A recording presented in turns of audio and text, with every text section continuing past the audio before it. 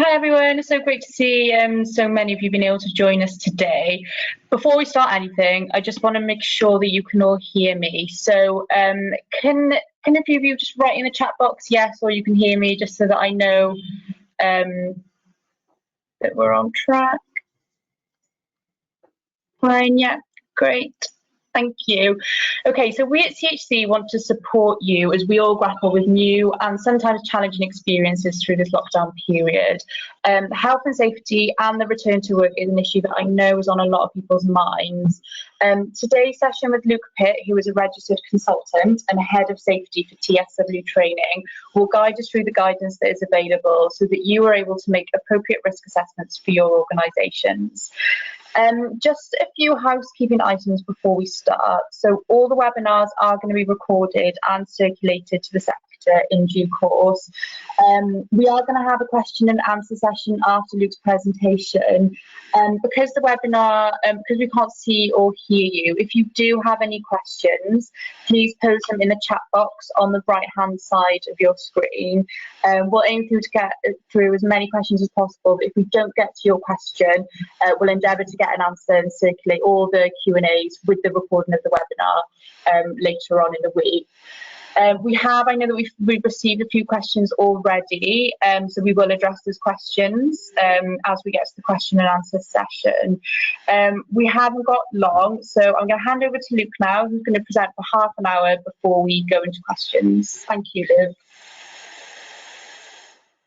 Okay, well, good afternoon, everyone. I hope you can see the screen. Bethan, could you just confirm that you can see the COVID-19? Marvellous, excellent. Yeah. Like I say, my name's Luke Pitt. I'm head of safety for TSW. And one of the things that is always very worrying with COVID and generally with health and safety is making sure that you're armed with what you need. So what I wanted to do, and the reason for the screen is because as I go through the PowerPoint, you'll see at the top of the screen, hopefully if you can see a kind of a bit of a circle going on there, you'll see there's quite a lot of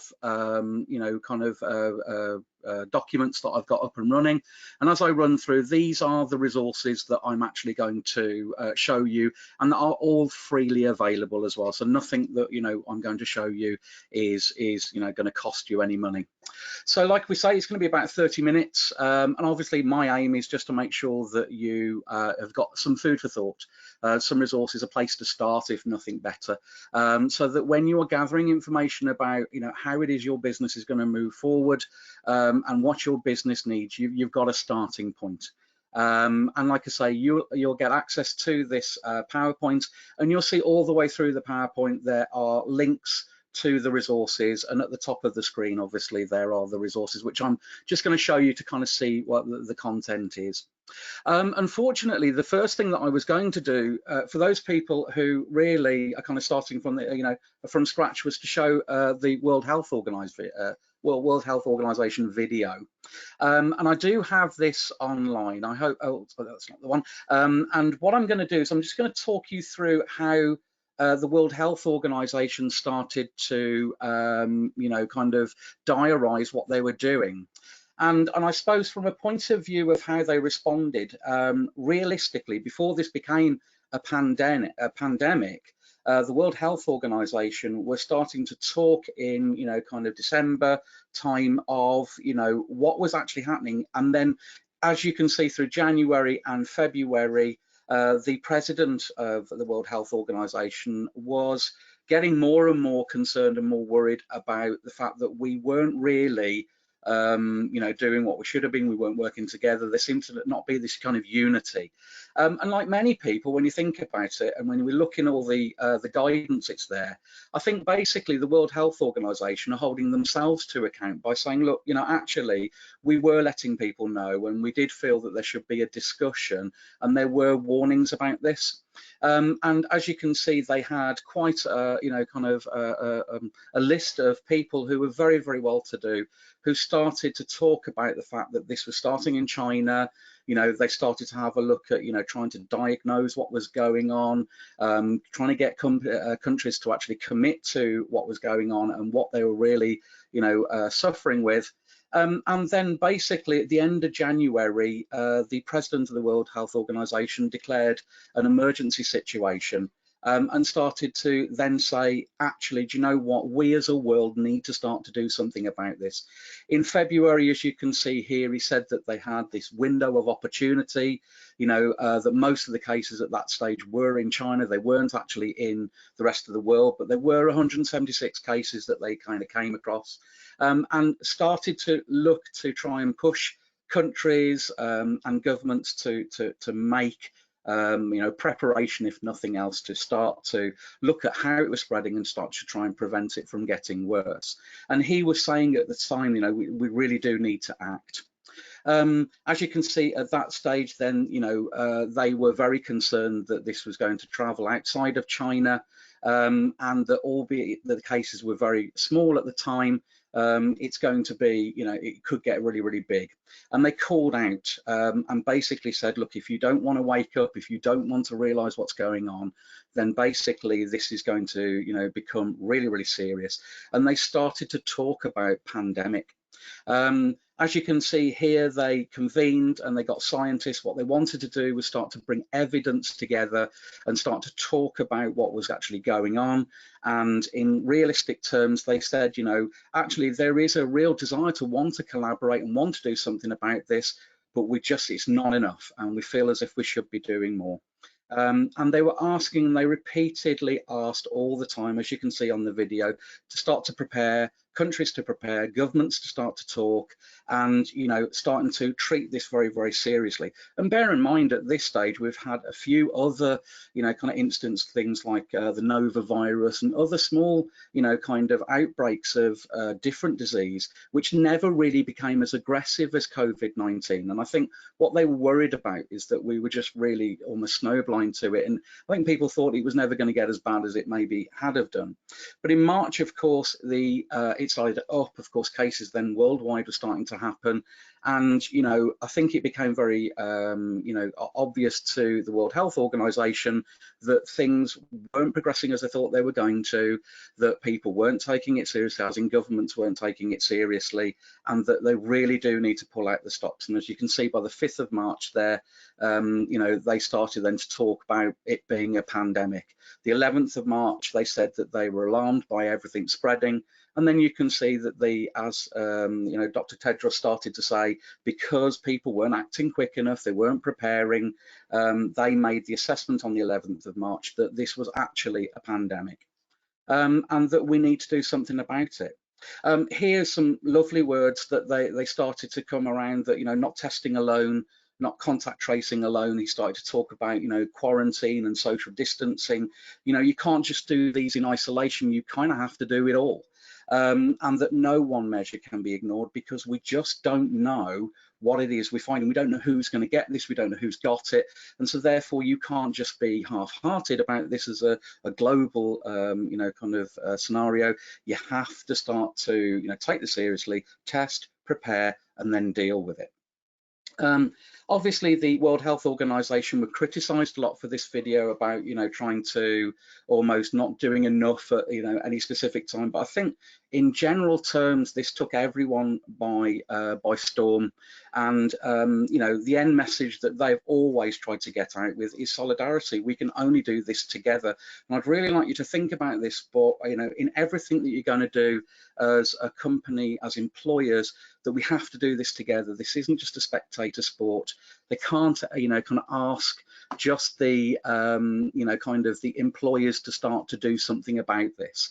So I really took on board what was actually going on with, what people were saying, Dr. Tedros in specific, and thought, you know what, not testing alone, do it all. You can't fight a fire blindfolded. We're not going to be able to stop this pandemic if we don't know who's affected.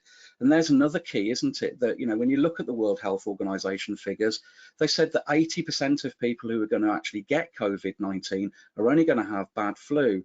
And then they said 15% of the rest of the population are going to have, or going to require, oxygen-led recovery. And only 5% were actually going to be in hospital. And it turned out, did it not, that Boris Johnson was one of them.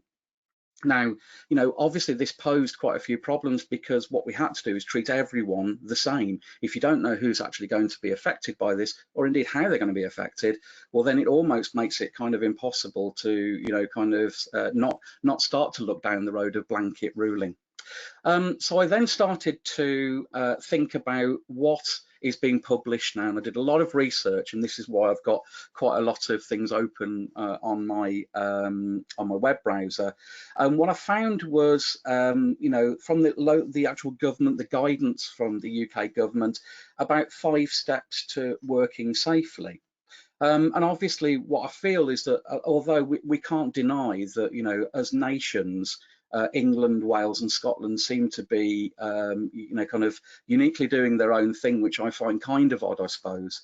That actually England was were the first country to start to lower what they were doing. And although, Wales and Scotland have taken a more cautious approach, what we are seeing is probably how the other nations are going to start to deal with the situation. So we can't ignore what these 5 steps are, and actually I reckon they kind of make sense. You'll be able to see at the bottom here that everything I'm talking about is available for you from the presentation. All you need to do is click it. So the first stage was carrying out a COVID-19 risk assessment, then starting to develop things like cleaning, hand washing and hygiene procedures. Looking at helping people to work from home, and I know there are questions on this, so I am going to spend a little bit of time on that. And then 4 and 5 were starting to consider the theories of, maintaining social distancing, that 2-meter gap wherever possible, and then obviously dealing where people can't be 2 meters apart for whatever reason. How do we start to, manage the transmission risk? Now, I suppose starting at it, we should really go through the 5 stages, which is what I think you really need to do. And let's start with step 1, carrying out the COVID-19 risk assessment. I think realistically, for me, one of the problems I always have in health and safety is there is so much information out there. It kind of can get a bit baffling, a bit daunting, because realistically, you don't know whether what you're actually reading is going to help you, is going to hinder you. Quite often, you can go around the government website, and then all of a sudden, you're going off in different directions, and you're saying, no one's answering my question. So I am going to attempt to do exactly what a lot of health and safety people don't want to do, and that's give you a solution. And I'm sure now a lot of health and safety people, by the way, are hammering on their monitors and threatening to kill me. But realistically, what we kind of need at this stage is to share information. So I have scoured the internet for you, and the first one I wanted to draw your attention to was actually from the health and safety executive in Northern Ireland. And they started to provide us with a simple generic risk assessment, which started to look at just one hazard.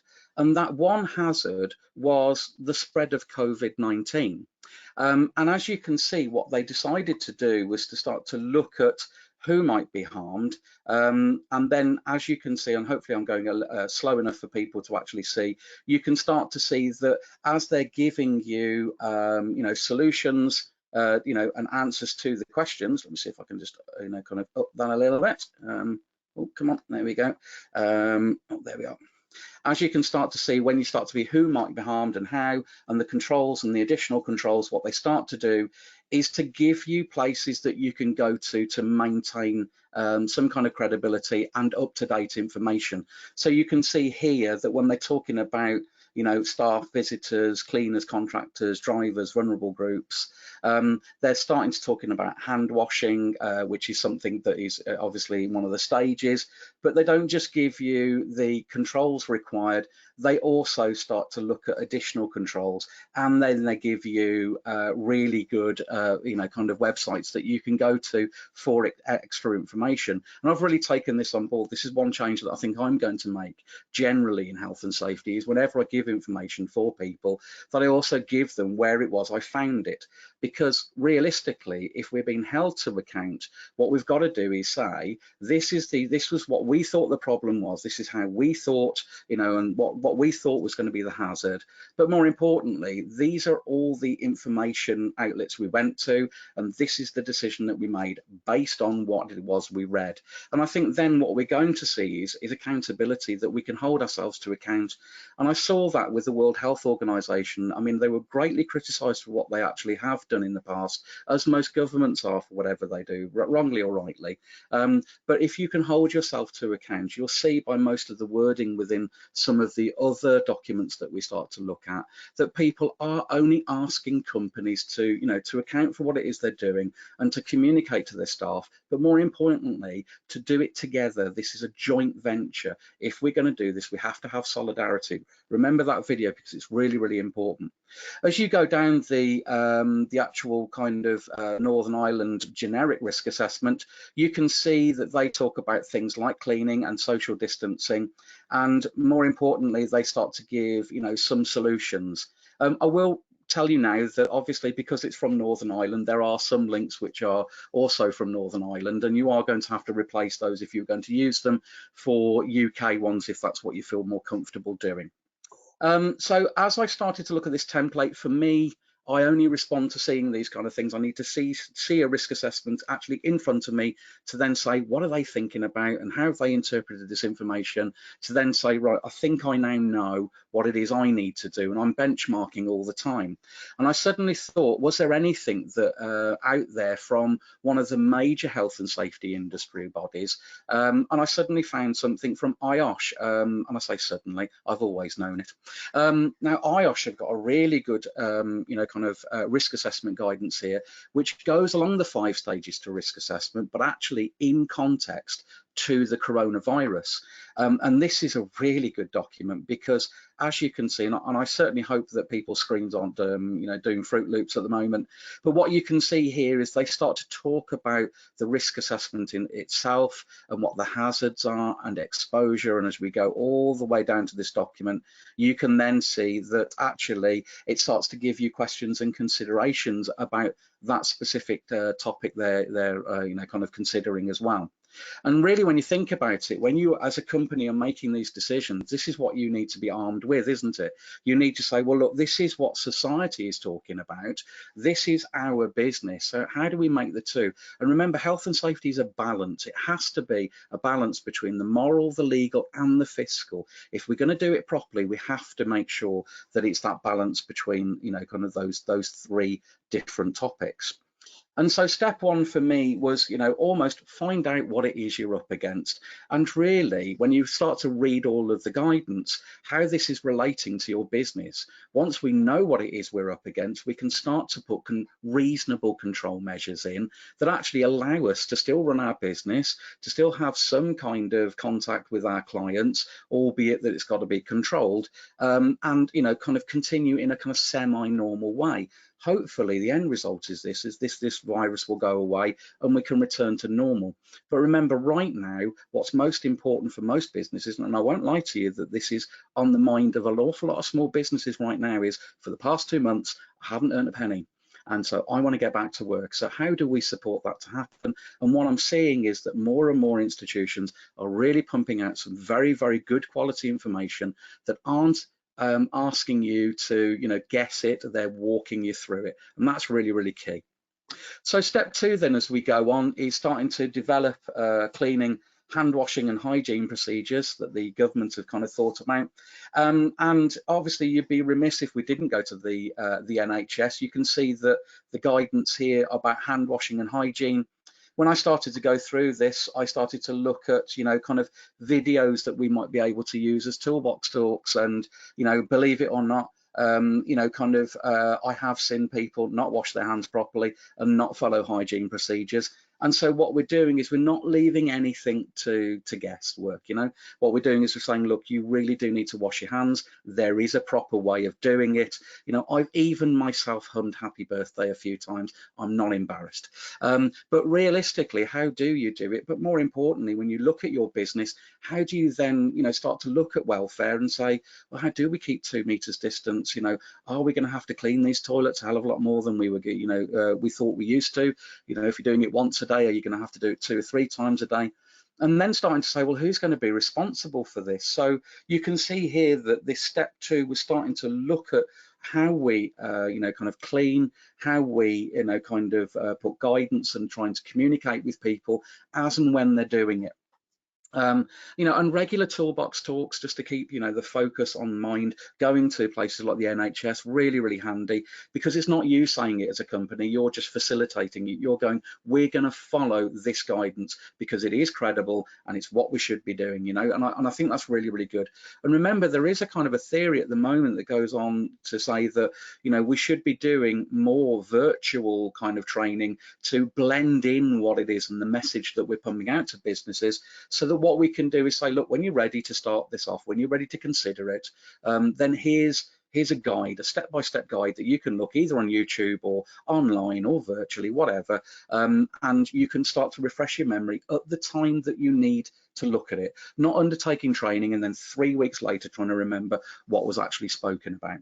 So step 2 for me, definitely. We did have a question that came, through about how do we get engineers when it talks about, kind of contact with tenants, and how do we deal with this? And I'm going to, come back onto that because there is some guidance that I found on the internet for you. But definitely, when it comes to hygiene, if you are visiting someone else's site as a landlord, or you're doing some maintenance, I think visibly showing people and telling them the scenario before you walk in. Hi, my name's Luke, I'm going to be your engineer, I'm going to have a look at your boiler. Just to let you know before we start, I've got no symptoms of COVID-19 at all. And as you're doing it, you can be gelling your hands up. You're giving confidence to people that you take this seriously. And then it's not impolite to say, look, I need to ask, actually, is there anyone in the household that is exhibiting signs of this, COVID-19? And you can have a little bit of a checklist and, allow the engineer then to satisfy themselves that the working area is going to be safe. And then maybe isolation, and start to create a policy or a principle that benefits the business, allows people to go and do the jobs that they need to, but still maintains that 2 meter distance where you possibly can. And hygiene is a really kind of positive thing as well. So once we started to go from risk assessing to looking at kind of hygiene procedures, then we start to have a look at helping people work from home. I think one of the things that I've started to realize, and I'm starting to hear more in an awful lot of the symposiums and webinars and virtual training, is that more companies are starting to look at the concept of, actually, do you know what, can my staff really work from home? And it's a reasonable question to ask, that actually in the last 6 to 8 weeks, a lot of people have been coping and they've been productive, and this has actually worked. Is there a possibility? And maybe for some people working, they're starting to say, well, do you know what, I actually really like working from home. Is there a possibility that I can carry on doing this because this really suits my lifestyle? I'm still able to do my job and be a very active and productive part of the business. And I think this is where this conversation needs to happen. But if we're going to just deal with the COVID-19 situation as it is, we should look at kind of what is out there. There are some questions that I'm going to try and answer as well, but the one thing that I started to look for was the home workers toolbox on the HSE website. That's what it looks like. I'll just go right up to the top there. Protect your home workers. One of the questions we did have is, how far does an employer's health and safety obligation extend into an employee's private dwelling? Well, as an employer, you have responsibilities. But what I keep on reading is this has to be a kind of case-by-case basis. So what we've got to look at is that we as employers are asking our staff to do work and undertake work. But bear in mind, and let's keep focused, that most home working is probably computer-based. You're not going to be welding in the lounge or, you know, kind of undertaking cutting or anything like that. So most of it is very, very low risk. But I would argue that, you know, because I think one of the other questions was, how do you define temporary? And I think what we've got to do is start to have that conversation. And I think this is the time when we kind of need to include our health and safety committees. Maybe if you've got Teams or if you've got Zoom, maybe you need to convene a committee and start to talk about trying to identify criteria. What does it mean, you know, for you for lone working? Is that a kind of a full-time thing or part-time? Start to set parameters. Talk to your staff about what it is they actually need in order to do the job and be productive. I don't think that's necessarily a negative thing, but when you think about, you know, if a stakeholder like the HSE were going to come in and view you, and bear in mind there have been nearly 5,000 complaints about COVID-19 alone against businesses, and they are now starting to go out, they're very proactively starting to go out and do inspections. I read that a day or so ago. Then what we've got to do is to account, and what better way to influence the HSE by saying, well, look, actually, we know what the problem is. We've done our risk assessment. We've started to talk to our staff. We've got a health and safety committee. We're talking about what truly, you know, matters to this business. Home working is one of them. And what I've done there is I've started to give you just the HSE's, you know, kind of take on it. I will note what they have kind of talked about, you know, kind of very interestingly, they said here about, you know, kind of, however, there's no increased risk from DSE work in these working and those working at home temporarily. So I'm going to assume that temporarily for them means during the COVID-19 crisis, however long that, you know, kind of goes on, because they're saying it's not permanent. So in that situation, employees don't need to do a home working assessment. However, what they are kind of saying is that you still do need to talk to your staff about what it is they need. I did notice here that they got a kind of nice little video here that you could ask people to start to go and have a look at. And there are checklists as well. So remember, the HSE will kind of look and benchmark you on what you could do foreseeably. And if there's a workstation checklist there, well, then, you know, why haven't you used it? This is a really good way to start to talk to your staff about what they truly need. And supporting that. I noticed one person did write in and said, you know, kind of, how far do you go with IT equipment? You know, all of a sudden what you don't want is, you know, you accept the computer and maybe a monitor and a mouse or a keypad, but all of a sudden, are we providing huge tables for these people and chairs and all those kind of things? But actually, when you think about it, there are just those simple steps that they're asking staff to be a part of. And employers need to ask their employees what they need. But what they've got to start to do is, you know, kind of meet people halfway. Look, it says here, specialist DSE equipment needs. Employers should try to meet those needs where possible, you know. But for some equipment, this could mean allowing workers to take the equipment home. I think we get that. For other larger items, they're saying encourage workers to try other ways to create a comfortable working environment. It's very vague, isn't it? But the issue I think they're actually talking about here is that every situation's different. Every house is different. I'm very lucky I've got a nice office here. But I've seen people when I'm doing virtual training that are on bar stools in the kitchen, and it's not a problem. That's just how they are dealing with it. But I think long term that could pose quite an issue for them and their longer term well-being. And, you know, kind of when you talk about, you know, if you've got a busy household and there's loads of stuff going on, you've got the kids running around in the background playing with the dog or what have you, because they're at home too, it kind of doesn't make for a really good working environment. So what we've got to accept is this conversation needs to be two-way, from a company saying, look, have you got everything you need, and then asking the question, and what else could we be doing, and then notarizing all of this as well and saying, look, we have that. And that led me on to my second piece of guidance for you, which was CIPD. CIPD have actually prepared, and I did notice this, and again, none of this is, you know, this is all just to help you, but they actually got some home working questionnaires that you can, that they freely allow people to actually download, and there is a HR, you know, part here as well. Oh, sorry. When I open this up, what you see is a staff survey, so preparing for home working or flexible working, and this could be just something that you kind of issue now and say, look, you know, we've been here long enough. What we want to make sure is that everyone's got what they need. You know, so would you mind, you know, kind of looking at this question or questionnaire or survey, and then actually starting to gauge whether people are happy to work where they are or they're just tolerating it. And I think, this is really, really key, isn't it? That, bearing in mind our staff are our biggest asset. They're the best thing that we have as employers, and they make us all the money, or they at least, um, um, you know, uh, account for everything that a company does do. And I think what we've got to do is really keep on coming back to this fact that we have to support people to succeed. And if we're going to do that, especially within health and safety, we've got to have their input. So whether that's on a one-to-one basis, what do you need, or on a committee basis where you put the issue to the committee and then they go and kind of do their own questioning. They talk to the staff, they talk to the supervisors, and they talk to the managers and senior managers, and then you come out with a way forward. But hey, look, the key here is you have to do this together. The management mustn't be making the only decisions without at least talking to the very people who are directly affected by it. And that for me just kind of makes sense, and I'm sure it does to you too. So when you think about, kind of CIPD and the HSE, again, I've put these down for you. There are probably loads of these, different variations of this out.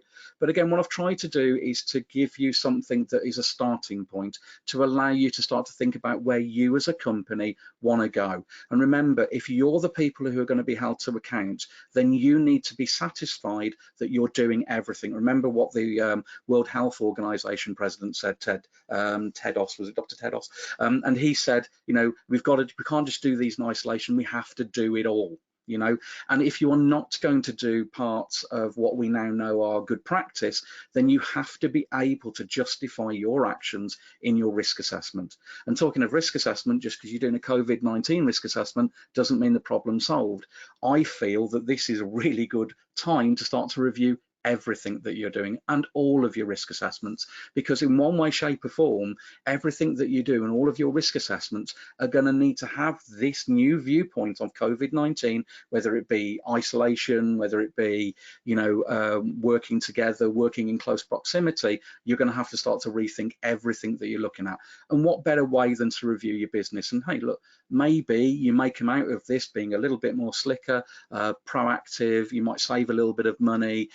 Kind of your culture's definitely going to grow, and you'll come out of this kind of relatively unscathed.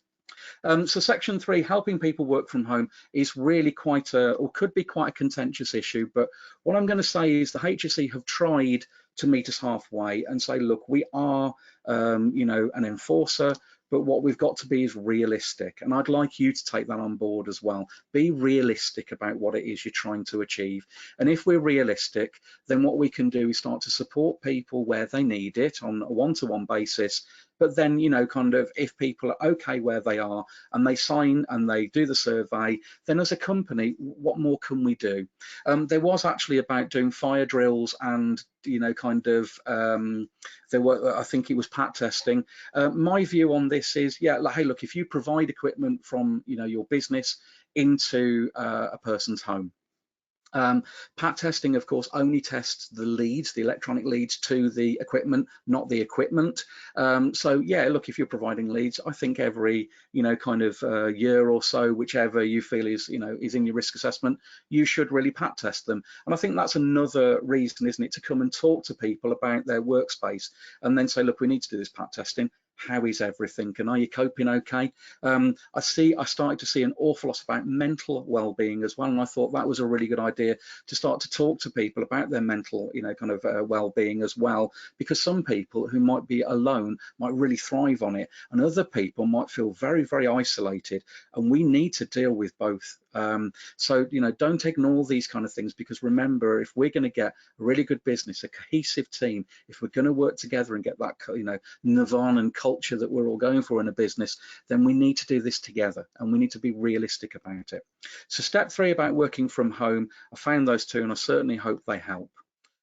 Step 4 and 5 start to talk, and I'm going to just move on to 5 as well, just to show you this as well, because they're on a similar subject. Step 4 starts to talk about maintaining 2 meters of social distancing, and step 5 says, where you can't, what options do you have? So if we go to step 4 and back there, I noticed again this compromise. It's not really a compromise. I think what it is that governments are starting to realise that whatever they pump out, people really do take on board. And so there's nothing black and white about this.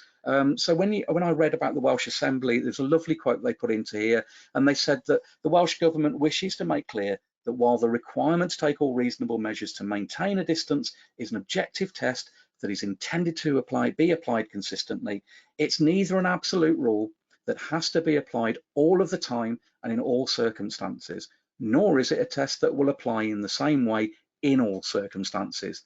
This is not about whether the business subject to the requirement work.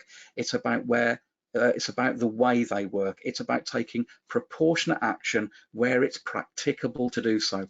And that for me is gold, isn't it? Because this is giving the control back to you as a business, isn't it? And it's saying, look, at the end of the day, we can give you all this guidance, but this isn't black and white. We can't deal with every business. We don't know what you do, but you do. So why don't we give you helping points that you start the conversation off? And then you can start to work on, how it is you feel as a business you want to take control of this and start to move forward with it. And what I've done is I've taken the Welsh Assembly, taking all reasonable measures. You'll see here that what they've got in this document here is about what they believe reasonable measures are, and what we can actually do, taking about general principles, enforcement, and how they're going to review this document as well. So please do have a quick read of that. And remember, whenever you're doing this, and I suddenly thought that I am hearing a little bit more of this as well, that I found it quite hard to keep up to date with all of the things that are coming out on the internet. And I think it would be really wise if every company had just one person who, as part of their role, kept up to date with COVID-19. That was part of their responsibility.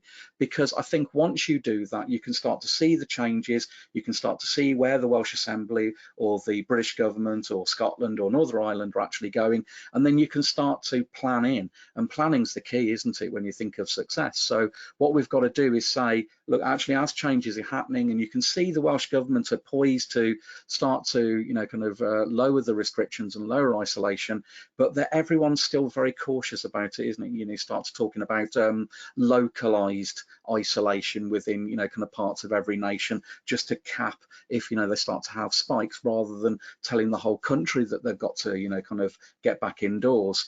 And so I'm hearing the wording is so much softer than it was, whereas with all health and safety it used to be you will. Now they're saying over to you, here's some guidance, but be reasonable, but know this, you have to account for everything that you do. All right, so when you do your risk assessment, if you can't do some of these kind of best practices, you have to have an answer as to why you can't do it. All right, because if you are challenged, you really don't want to be going into that meeting with the HSE or your clients or anyone else that's holding you to account and saying, actually, I don't know. It's not going to work. Okay, so be very, very clear about this. So take your time, talk to everyone, be reasonable, be proportionate. So stage 5 then starts to have a look at where you can't, as I started to talk about, and there was this recognition where there are circumstances where you're not able to take reasonable measures. And as I've just told you, bud employers will be expected to undertake an assessment before concluding that there is no reasonable measures they can take. Again, they're giving you every opportunity, aren't they, to look at that. And again, looking at Wales, I think coronavirus, proactive, oh no, that's not the one, sorry.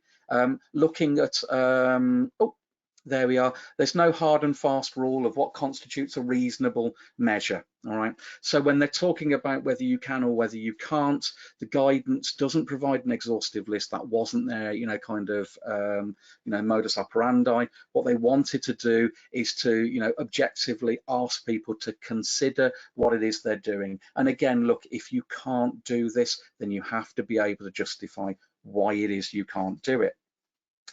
Also, they're saying that we need to do periodic reviews. What's periodic? Well, I think you've got to start to have a look at the weekly announcements that are coming out and when information is being looked at. And I think you need to hold your reviews as such. As things come out, they might be telling you actually now you can lower certain restrictions, and you want to be responding to that. And if you look at the news, there's plenty of discussion, plenty of YouTube videos, news around. The news doesn't talk about anything else at the moment, which is starting to talk about what they feel is coming. and what they feel the announcements are going to start to say, in order to try and prep people for then to start to think, well, okay, if we think this is now coming, if lockdown's going to be lifted, then what does this mean to us? Or if, kind of, I am going to start to think about, kind of social distancing, or do I need to consider social distancing now they're actually lifting the whole thing? So, keep your ear to the ground, start to talk. And like I say, what I've put on there is about the Welsh Assembly, and there's quite a lot of other information there as well. And I think, finally, what I wanted to talk about was training, because now you've done your risk assessment and you've figured out, your protocols about hygiene, and you've kind of considered, what it is that you want to do, and, kind of social distancing and all of that. You've then got to try and, pump it out to your staff and your employees. And I think, what we're seeing in the training world, especially with TSW, is that there is now this massive benefit to blended learning. So virtual has become top of the priority list. Look at us, all having our meetings now. E-learning is becoming, kind of a real priority. And classroom, which has been the traditional, mode of training, is because it's not possible, people are finding other ways to talk to each other. So I thought my final gift to you, before I start to go to the questions, would be, kind of, is there anything free out there that you can actually get? And I found some. The first one is the World Health Organization. Let me see if I've got this. I think it's online training. There you go. Here they've got some really good online training, from decontamination to waste management to hand hygiene. All of these are online e-learning courses that you could start to have a look on, even to how to put on and remove personal protective equipment in this kind of environment. And I also found, what else did I find? Virtual College. Now, I'm not sponsored by these people at all, don't worry about it. This is all what I found. But I have actually done one of these courses, and they're doing a free half-an-hour e-learning course that you could just do in order to pump out the general message to everyone. Now, you'd have to probably contact Virtual College, but it seems to be a free course here, and definitely worth having a look at, isn't it, to bring prices down. And I think what I kind of really needed to kind of also reassure you is that most training companies, and me including the TSW, it's the only sales pitch you're going to get from this, was that we want to talk to you too. Because remember, when it comes to you doing your risk assessment and making all this planning and talking about it, you'll have created policies and procedures. And although those courses are really good, what they're looking at is, statutory compliance, but they're not adding what your business has tailored and dealt with it and managed. And so what TSW and myself are trying to achieve is to open up that level of conversation, continue the conversation with you on a one-to-one basis, so that we can talk through exactly what it is you've agreed, and then incorporate that as part of the training as well. So from that, I wanted to keep this nice and short and brief for you, so that that what you had time to do was to reflect. So everything on this PowerPoint, as you can see, I've got all workable, kind of internet addresses, and I hope in some way it will start your conversation with your business to enable you to start to plan, or at least start to kind of benchmark against what you're currently doing, so that you're just reassuring yourself that you're on the right lines. And I'll be honest with you, don't make this anything more than it is. Don't overcomplicate it. Remember, health and safety works really, really easy if we keep it nice and simple. And so from that point of view, that was really all I actually wanted to talk about. I think there were some questions came through that Julia very kindly sent me. The first question was, HSE advises that workstation assessments are not required when home working is temporary. Can you provide any guidance on what is considered as temporary? As the longer the COVID-19 goes on, I'm uncertain as to whether we can consider this temporary home working, even though many staff will likely return to the office once restrictions are eased. A really good question. What is temporary? I think you have to put this into context that the whole of this COVID-19 has thrown us into this temporary world. But I think hopefully when you start to have a look at home working, that the HSE themselves have been very careful not to put a timeline on this. What they are, what I'm actually taking from this is, that you do need to start to look at talking to your staff about what it is they're currently doing and what they have, and reasonably looking about what you can provide for them to make it just that little bit more workable. And so, yeah, it is a difficult one. I don't think the HSE are going to challenge you on your definition of temporary, if that makes any sense. I think what they will challenge you on is, are you talking to your staff, and are you providing a workable scenario that both of you are happy with? So here's the key. Look, if you're going to actually have that conversation, you might as well write it down. And you might as well then start to say, look, actually, do you mind if I send you a quick email just saying that you're okay? These are the kind of things that we've talked about. And then both sides are quite clear about what it is that you talked about as a manager to your employee or colleague, peer-to-peer.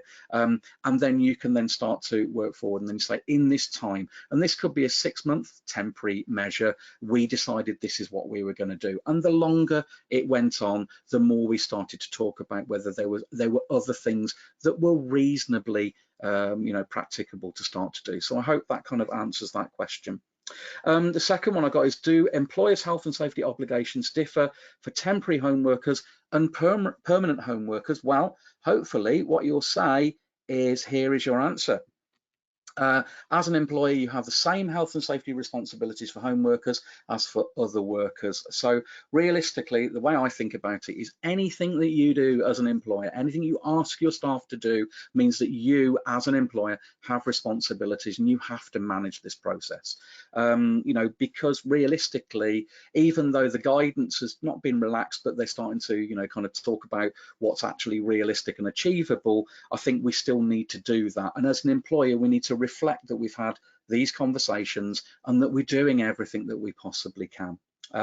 So when you think about it, I don't try and have two-tier systems. I treat everyone in the same way, and that is, as an employee, whether they're contractors or temporary, I try and treat them in the same way. I've got one system, and that kind of works for the companies that I've managed. So I hope that kind of clarifies it. The system and definitely the HSE seem to indicate that's the case, and I hope that answers your question.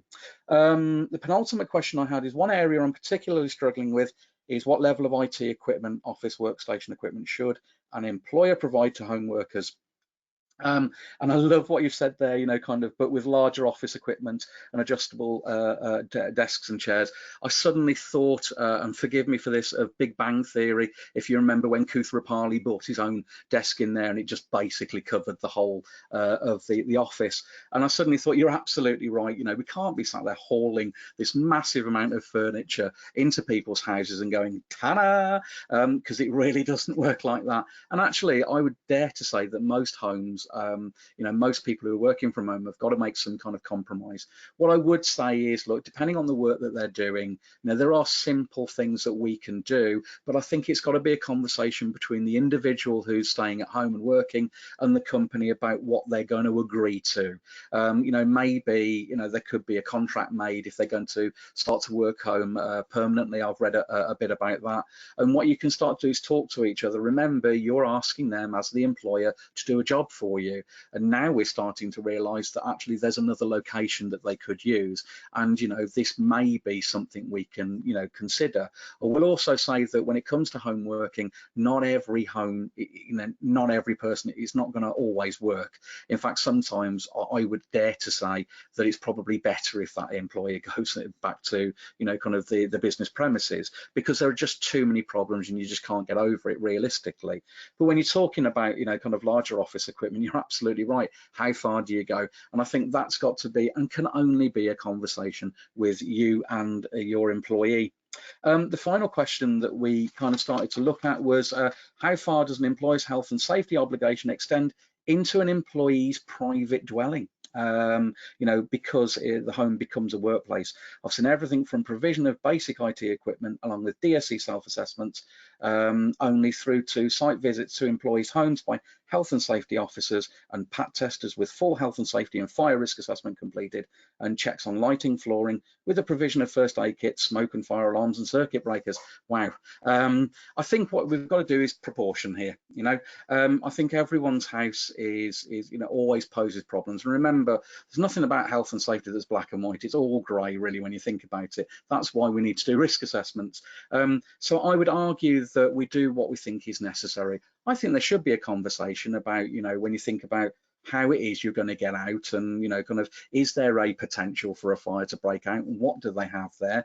And I also agree that maybe if we are providing especially monitors and computers, that we should PAT test the leads. I think that's quite reasonable and quite an easy thing to do.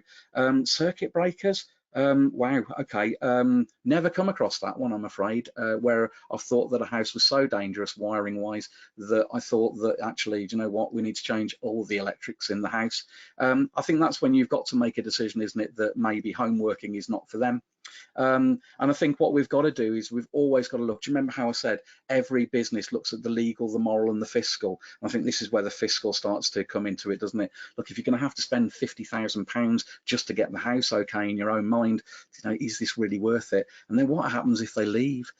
So realistically, undertaking risk assessments always gives us that information. What is it we're up against and how are we going to control it? And I think that's quite right that we do that. And we should do it for everything. In fact, that's the legal requirement, isn't it? But what we've got to do is say, at what stage is this not working? How far are we having to go? Who's going to manage this? And what are we actually achieving by getting on and going down all these protocols and all these bunny holes of possibility?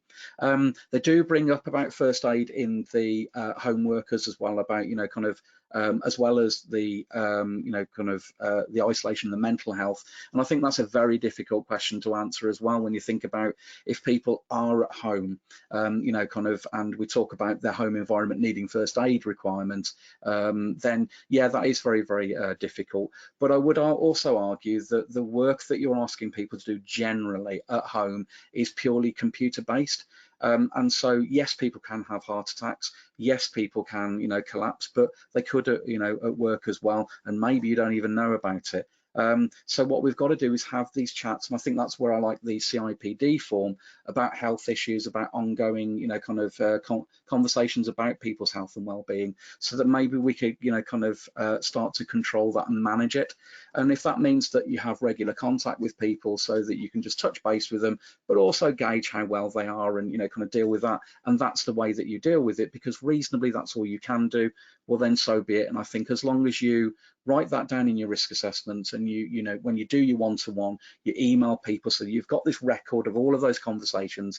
I can't see that the HSE could really critique you for it, albeit that it's not a perfect science. That's the problem, isn't it? So when you think about employer, what could you foreseeably do? What's reasonable? What's rational? What's the guidance that we've got? And and what's the situation? And then you have to put it all in the same fondue and then come out with a solution. And yes, could it be a compromise? Yeah. Are we going to have to talk about the reality of it? Absolutely. But I think once we've come to that decision about what we can do, as long as then we're talking to our staff about it and we get their sign on, I actually think that's pretty much all you can do, and the best case scenario as well. So I hope that answers your questions.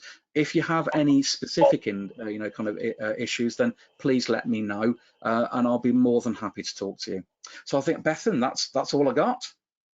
Oh, that was fantastic. Thank you, Luke. That was really interesting stuff. I really found the 5 steps a really helpful way to sort of process what actions need to be taken.